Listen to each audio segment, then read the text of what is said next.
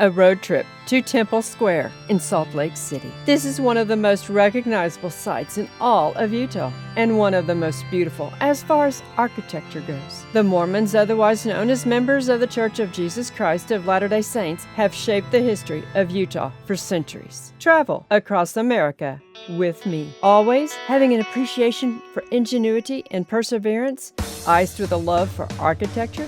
This is one place that intrigues me. Last spring, we were in Salt Lake City to have dinner with friends, and afterwards, we went to spend the late afternoon downtown. I was astonished to see the famous architectural masterpiece known as the Salt Lake City Temple undergoing a total renovation. I immediately did a video on what I saw that evening. My viewers have liked that video a lot. Back in beautiful Utah this spring and touring the great outdoors, we went to Zion National Park, Bryce National Park, and to the amazing Grosvenor Arch. I did a short on Zion and why it gives me a neck ache. I will be doing at least one video on this stupendous national park soon, I promise. And Bryce, it's spellbinding and one of my favorite national parks.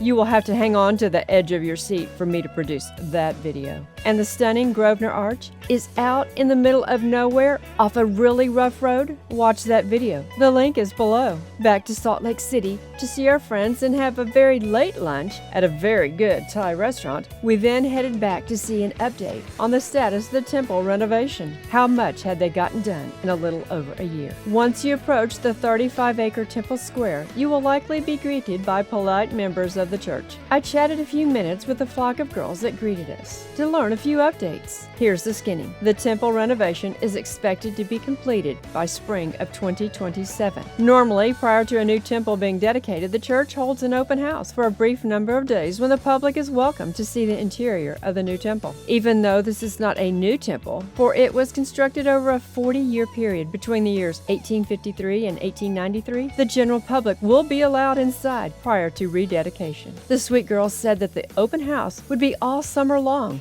and they encourage everyone to go inside to see the new temple. I personally hope that we can return in the summer of 2027 to do just that. As we walked around, we saw many of the buildings were being renovated, and frankly, this is not a good time to visit Temple Square. I think they're trying to make everything look perfect for 2027. The North Visitor Center is being redone, and on a previous visit, we saw a scale model of the temple with cutaways to see inside. The Joseph Smith Memorial Building is also undergoing renovations. In the past, we have enjoyed a couple meals at one of the rooftop restaurants, which gives expansive views of downtown Salt Lake City. We continued to walk around, avoiding the construction zones as best as possible, but I was doing my best to get good photos for you, my subscribers and armchair travelers.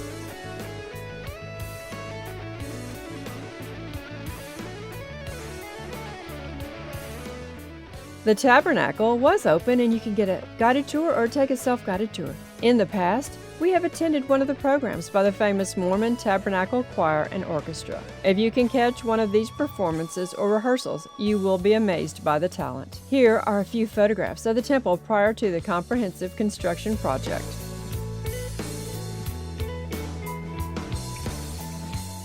Flip-flops on the ground. Unclassic road trip. Please subscribe and tell a friend about my channel.